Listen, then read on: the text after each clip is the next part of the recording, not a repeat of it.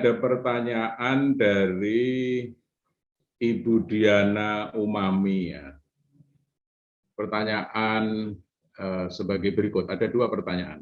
Yang pertama, kenapa radikalisme dan terorisme identik ada keterkaitannya dengan Islam, dengan agama Islam? Yang kedua, apakah orang yang fanatik atau keras dalam hal keyakinan beribadah itu termasuk radikal? Nah, itu pertanyaannya seperti itu. Ya, bagus. Untuk yang pertama, apakah radikal itu identik dengan penganut agama Islam? Tidak juga. Karena radikalisme atau terorisme itu ada di mana-mana, di semua agama, gitu ya. Bahkan yang tidak mengatasnamakan agama pun itu juga bisa berbuat radikal juga, begitu. Gerakan separatisme umpamanya begitu, itu kan bagian dari radikal.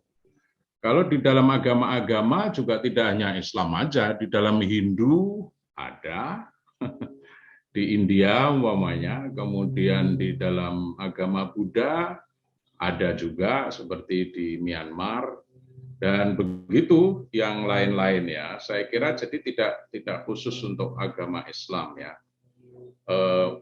Di lingkungan Katolik, Kristen, saya kira banyak contoh ya.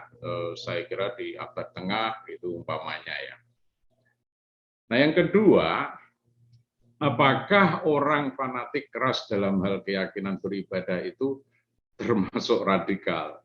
Ya tidak itu. Dia malah kalau dia menjalankan agama dengan baik, ya teratur baik begitu, saya kira ya itulah yang disebut practicing Islam dengan baik, ya baik, tidak radikal gitu. Jadi radikal dan ekstrim itu tidak terkait dengan apa tadi soal keyakinan dalam beribadah, tidak gitu. Ya umumnya orang-orang beragama yang baik, practicing itu tadi, yang menjalankan ajaran-ajaran agama itu, ya memang harus sesuai dengan aturan-aturan yang ada. Nah, kapan disebut radikal? Ya itu tadi, kalau seseorang, apalagi kelompok atau organisasi, begitu ya, membawa ajaran agama untuk misalnya untuk mengubah dasar negara yang sudah disepakati oleh founding parents kita dulu, umpamanya gitu ya.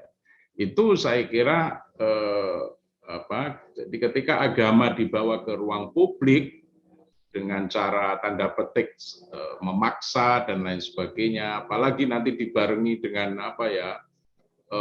latihan-latihan pramiliter gitu.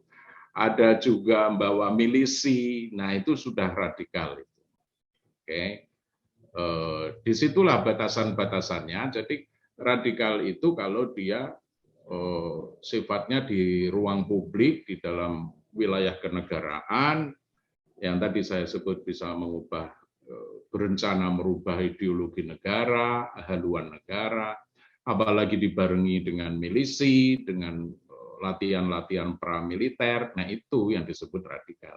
Jadi tolong dibedakan, kalau orang beragama dengan baik, menjalankan syariat, peribadatannya, ritualnya dengan baik, itu tidak radikal.